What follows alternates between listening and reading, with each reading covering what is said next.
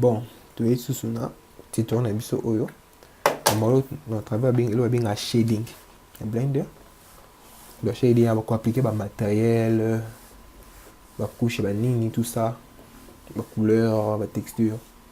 Ah voilà, na l'intérieur, ok. Donc là, la fenêtre à shading. Vous montrez à travers. Vous avez viewport na minora bomone a yango pe za viewport. Oh ba début oh ils ont uniquement pour l'extérieur des nini meza matériel rosa. Bon. Ah ouais, c'est ah ouais, fenêtre ba node parce que node devant là. Bon, notre on va c'est bien toujours na IV. Donc créer métier de kaku. C'est moi oui. Ici la matière on dit colo je vais le dupliquer shift D benzi na chimpanzee na dupliquer quoi shift D sous na benzi na chimpanzee baza la taboué finissez bouton R na balusi sélectionner bouton R na balusi na zone face na zone na rabé. Bon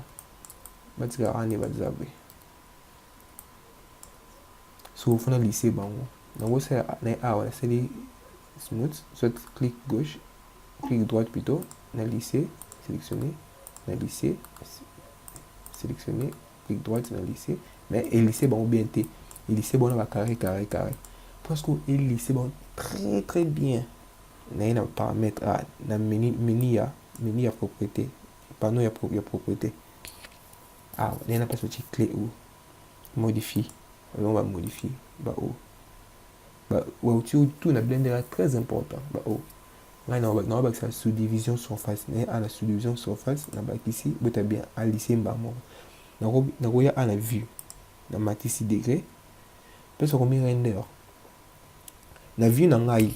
à retirer né 0 boy mais n'appliquer ni sous-division n'appliquer sous-division ou na vue na ngai retirer né 0 boy mais na arrondi oza lycée pour ni na arrondi ordre ma boy n'arrondi ordre ma boy pour ni na arrondi arrondi tout d tout comme na arrondi na route 4 lissage na route nombre de sous on besoin au fur et à mesure ba nombre de eza belé au fur et à mesure et comme ça Blender no kilo rondi no kilo donc ya bati tout tira par défaut d na pe ti a vue pour na nga ti a p d et puis na oyo quand na sala na mninga msusu na clé a wa modifier et fini a na sous-division surface appliquer na matisa na d na tiki bwe na wa ni landi na ba sous-division surface tiki bon boso bomi di lycée t na face oyo na chata mo boule pas boule per na face oyo just sphère boule na 3D est très important pour la matériel et là on a c'est bino awa ils ont matériel ba shading na toi ba obo muna o di bende vert tout ça nini ba on so bien on ba shading ba o on ba shading c'est très important on est dans l'accessible on a Blender toujours on a Blender na lycée ni na ngai na pe na ba sous-division allez na ni sous et c'est na ba sous nani ba ça ta cube du cube na ngai même si ce qu'on a cube faut que ba na cube so ba oui maman ba sous-division alors comme boule moi na cube ah oui maman boule pourquoi to kata ki ba nini te c'est na mode edit moi à forme cube mais la carte mais normalement à boule parce que faut na nini faut avant appliquer sous-division la cube dans ngai nous on a mode objet na le sous-division ou na mode edit la carte va uv na ngai c'est un contrôle R donc na taille ba coin na ngai ils a bien taille ba coin na ngai ils a bien allez on appliquer sous-division sur à comme sous boule t soit la forme cube atteindre la mode edit à la mode cube poni nasali ba UV nini nasali UV te nasali ba loopcat. Mais sur le loopcat est très important la 3D. Bon tout tika boy. Tu y sur on a créé sol là, sol on tient en plan. Objet plan d'agrandir en haut. D'agrandir en acquisition oui. Bon. Les beaux mots là oyo. Dans le mode changer tinanga oyo mockup nganga mockup de mon na bien. Bon, le monde na bossa on l'accepte non avant tout que la procédure na fenêtre shading a beau mon colo ou panneau beau mon o wireframe ça fini awa. On va bien en mode wireframe. Dans les commis si monde me coup va ligne mode wireframe. Ça il a eu lundi mode solide. Donc solide non surface na o shading surface no mon na ça il lundi ba ko minini look def ya matériel au monde de commis au appliquer le matériel na ba texture na avant notre c'est rendu mais au moins on a déjà neni les adana rendu o est-ce que lundi oyo ils a rendu par défaut fenêtre o lundi oyo ils a rendu par défaut pour ne mettre ils a molli pour ni na chata lampe moroté il a pré rendu avant lancer rendu au moins déjà neni les donc son boyer bon tout que la fenêtre il y a shading dans une mode solide par défaut tu as shading bon la shading même so il travaille le système ya nini ya nini oyo te mais oyo elandi oyo ya matériel look def totika yango boye bon misani nanga oyo ya très important nalinga yango makasi ebima epemetanga na sélection na bango bien eza liboso blender 2.80 oyo 2.80 oyo aye na moteur arrondi ya sika kono EV so ene awa yo EV comme EV mais EV on a fait nous plus tard il y a moteur arrondi ya sika ya blender il y a très léger kitoko so boye awa beskizenga tu te na blender nakomi blend nakomi EV boma EV ndenge ezalaka boma capacité EV blender EV démonstration oui let's go. Hello, what's up? Gleb here for CreativeShrimp.com. EV o moteur sika ya moteur sika et na blender donc ya moteur sika et na blender oh on so EV ya moteur sika na blender ça a fonctionné na cycle rendu mais au sco EV donc au travailler en temps réel on se bon on a matériel en temps réel ils sont légers on se bon moteur sika blender na EV.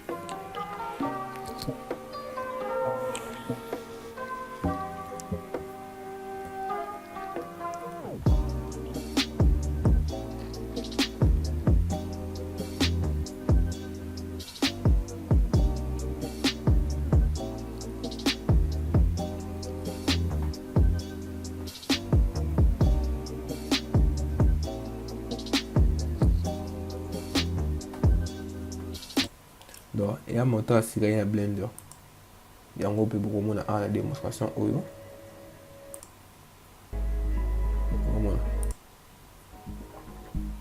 en temps réel.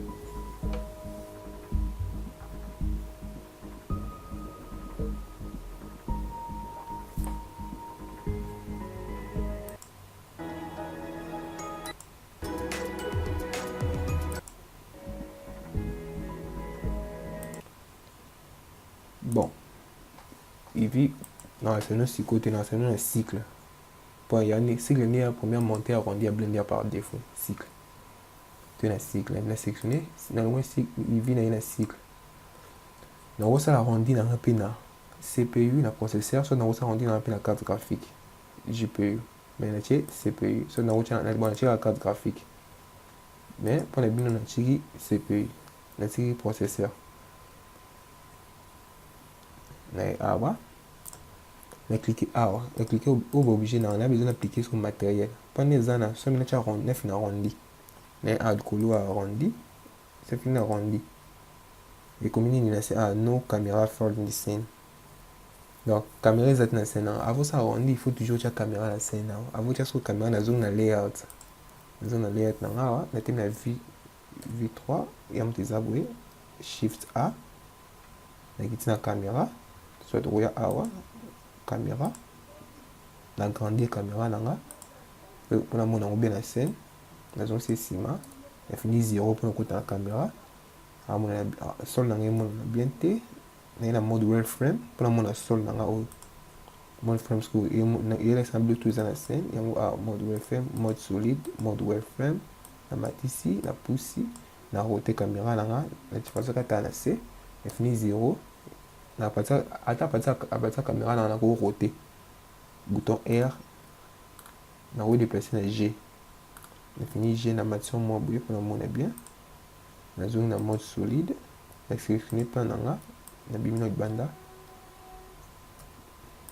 nazwi outil agrandissement oyo nabendi boye mpona nakomisa mwa sol nanga gaya nafini 0 nazongi na caméra mpona mona bien sikoyo sava naye soki na shading nazongi na fenêtre shading caméra nanga ye so afini na arrondi sikoyo buta nde esala efongoli arrondi omona pour le moment c'est nanga ya molili mpo nini natie lumière te résolution mpe bi monene bon résolution totale en plus tard nafini 0 nakoti na caméra nanga nasemina au viewport awa nase bomona oyo place banode ezalaka banode ya matériel blender afonctionnaka na banode na sélectionner boule nanga oyo na sélectionner likaku nanga oyo naye awa nase awa panneau de configuration oyo bomona mpanzi awa na awa boule oyo matériel nafini na news mpona cliquer na news ekelinga matériel yango bimisi banode eza baoyo système basingasinga oyo yango babengaka node oyo eza epermettre omona oza matériel node oyo nyonso oyo bacarré banini oyo babenga banode yango nde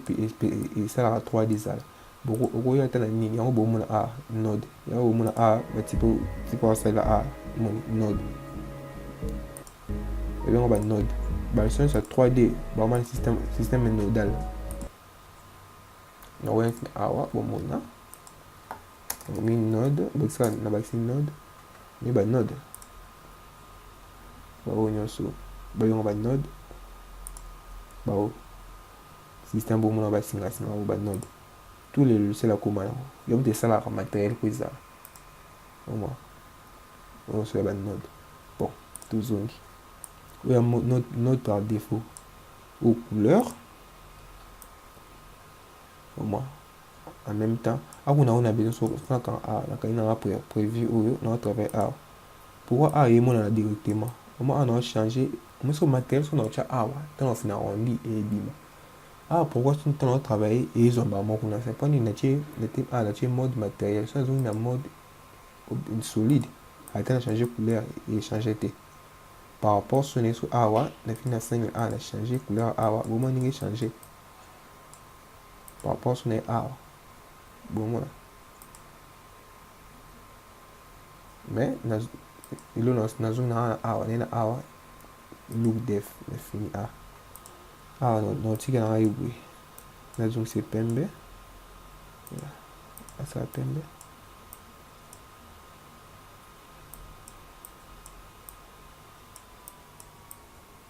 yes a zone pembe au couleur sauf fini couleur voilà couleur on changer peu couleur petit couleur souligné et couleur matériel tout qu'on peut sélectionner oyo donc chaque objet a la matériel pour appliquer chaque objet dans matériel oyo d'appliquer na fini news dans une matériel sous aussi cas à changer d'appliquer au matériel oyo na chat verbe tout comme dans oyo na sélectionner objet oyo na besoin d'appliquer matériel ya moninga mosusu na kaka awa na cliquer awa icône oyo na cliquer nazwi même matériel yango nazwi te oyo na bambie ye pa komi nango sikoyo so nazwi mpa oyo so na régler oyo ye pa zo régler poni bale baosala le même matériel omona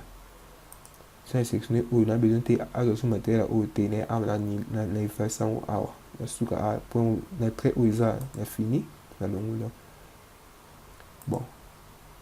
oyo bomona na se so na besoin na comme là liboso fana bakisa na lumière d'ailleurs awa na créer na bakisi lampe na nga na light na tie sun nazwi na outil na déplacement oyo na bakisi omona sun mpe lumière mpe aye mpe na node na ye na blende bleu autour na balumière nango so awa na fini siko awa na prérendi bomoni scène na nga ekomi éclairé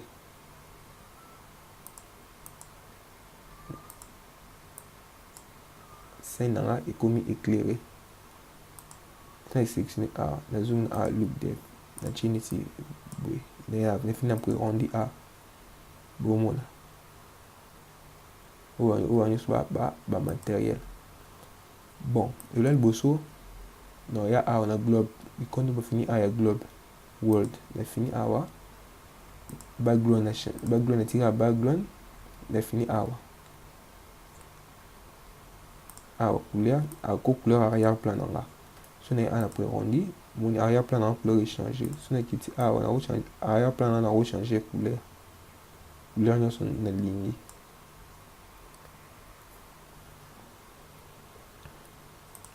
node oyo principal node oyo esalaka biloko ebele node oyo nango créer efali bende kaka partir ya node oyo so na awa fini nini matériel so nazwi awa bamomi métallique so nazwi métallique na matisi déjà ekomi na efali bende mais libende ezalaka couleur ya bleu te nazwi songo be tiongo be déjà kuna couleur ya libende mais omonela bien te so afini na prérendi so etali bien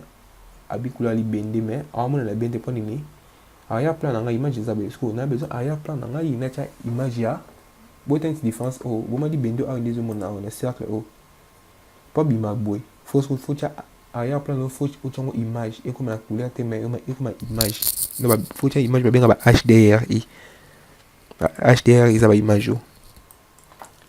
HDRI ba image oyo omona oyo ba image plat no ba image efungwama boye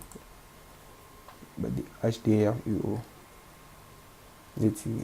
na télécharger moko HDRI nezwa neti wapi yango nezwa oyo na télécharger oyo po bomona ndenge esalaka omoni ba image HDR yaka minene ya kilo yango so télécharger so applique yango eventisa bibende no eventisa matériel nanga bien donc ebakisa mwa goût na matériel quoi na télécharge yango natia yango na bureau mpona bonga te nakomenga HDRI naenregistre yango tokesiko na blender e awa na arrière plan globe over globe world background te nakiti na background te nakiti na OS ya color na fini nazwi environnement na fini environnement image texture te abokeba eza tona image texture na environnement texture nazwi environnement na fini ekomi orange poisson na prérendi na tel prérendi ekomi orange pourquoi mpona natina image te et orange plutôt non attends orange violet mpona natina nini te na yesu awa na news awa news efungoli tuna faut na luka place na place aki texture na bureau awa bureau na bureau comme HDR ye na fini ye wana susku na matériel awa ne awa mpona mona HDR inanga moni so na bima na caméra po bomona bien bina caméra nakiti eloko awa na se te bomona image touti kotélécharge ya sale bomona ebimi image totélécharge ya sale oyo yango a so na ye awa mais obligé nanga oyo na besoin check na matière déjà c'est métallique na matière yango on a kiti métallique na matisi yango mais a na pour arrondi so fini bomoni bimi au pour arrondi sikoyo abi moi vraiment métallique te po nini roughness oyo eza activé so roughness oyo na kitisi yango otali sikoyo ndenge ebima bomoni ebimi ebindi molangi donc omoni ebimi emo reflecte makasi so na matisi mo mokie matisi mo mokie bomoni nawaya tuko nawaya na matériel a omoni na fini na matériel omoni ekomi komi ndenge mwana oyo na oyo eza na se omoni donc node oyo principal shell oyo ya très important esala babiloko ebele naye nazonga na prérendi bomoni nango changer nango bakise mpe couleur changer couleur natie mwa noir makasi tout comme na boule oyo nde eza na sélectionné boule oyo nazongi boye na fini naye na matériel awa matériel na fini news bantu emana principal shell par défaut so na na longo oyo onso ya matériel so natie glace oyo mi glace na fini glace so na botala bien akomi glace mais roughness na ye oyo soki roughness efa glace ekiti soki oyo emonani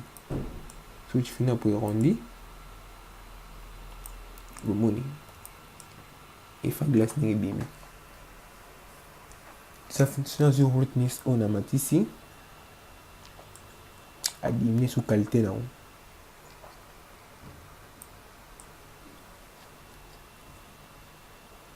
adiminie sous qualité nango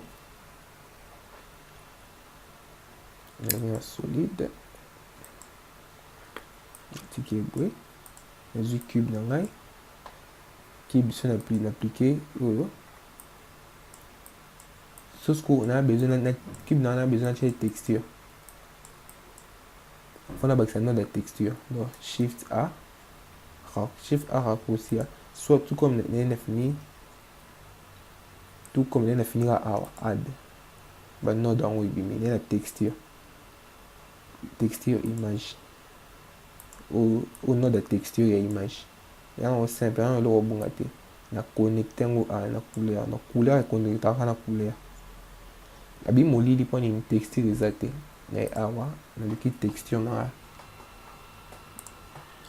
nalota texture moko awa texture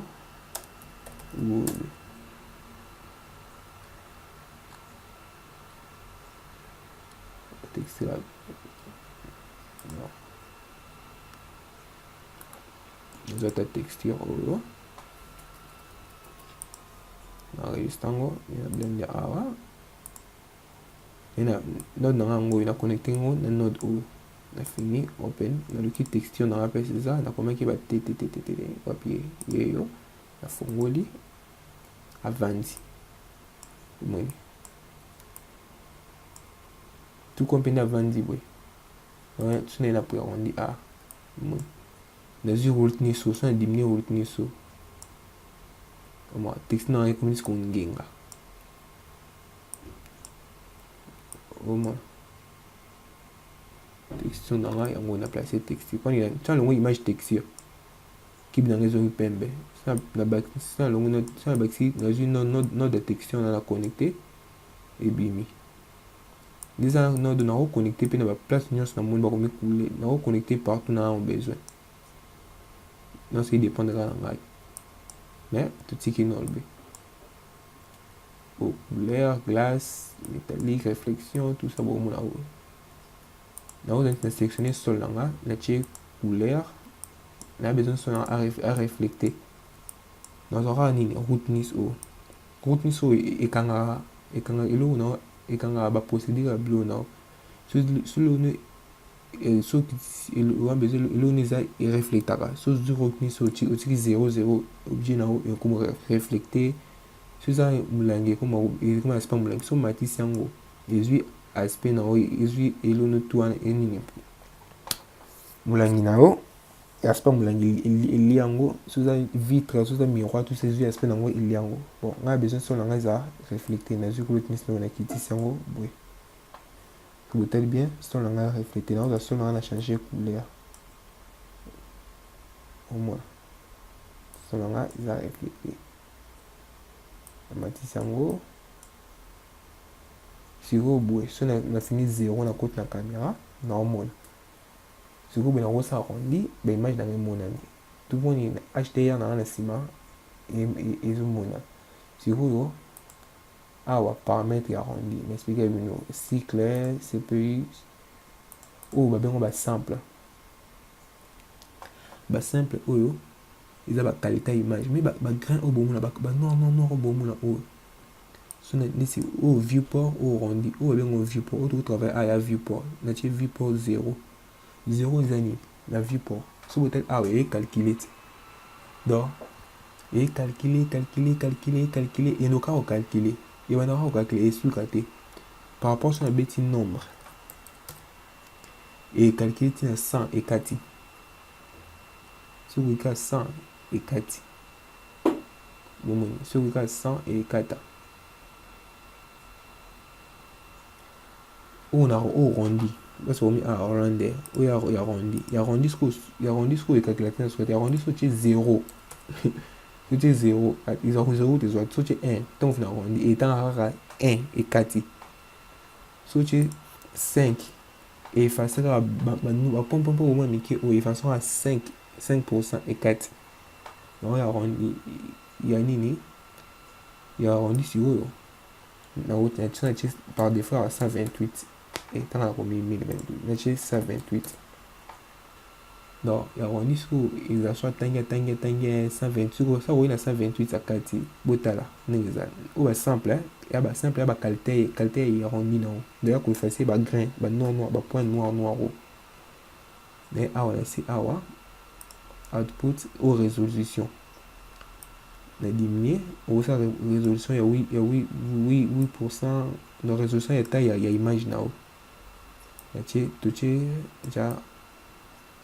50 moyenne 50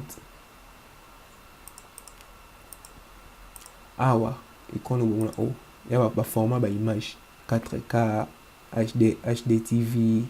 TV par TV NTSC donc nous avons besoin de tirer boue de 50% t'as la sikoyo so na fini rondi na bimino na longo na pour rondi na fini rondi na awa résolution image pe kiti bomona so botali bien likolo awa etanga nombre ba simple oyo tobetaki yango nde ezotanga yango awa moni calculer ti ekoka na nombre wana ekata totiaki 128 mais ekomeli biso na 135 c'est pas grave donc akotanga ti na 135 akokata oyo nyonso akotanga anettoyer scène bon akoni na 135 akati awa bomona oyo eza temps ya rondi na biso esali 40 secondes omona donc bamateriel oyo bamateriel na blender yango naosala bavideo oyo elanda naosala babiloko spécialisé uniquement mpona bamateriel naosala batito uniquement mpona bamateriel ya blender donc fo bolanda batito na biso mingi mpona nano explike baproche batito mosusu ntana na modéliser bavert bandako tout ça bachambre na kati biloko na modéliser babiloko ebele donc bamateriel na notia fo bolanda bien apartir wana boyeba sikoyo nde nini procédure ya matériel ezala na blender bon nasa nyonso eloko moko merci prochaine vidéo na bino.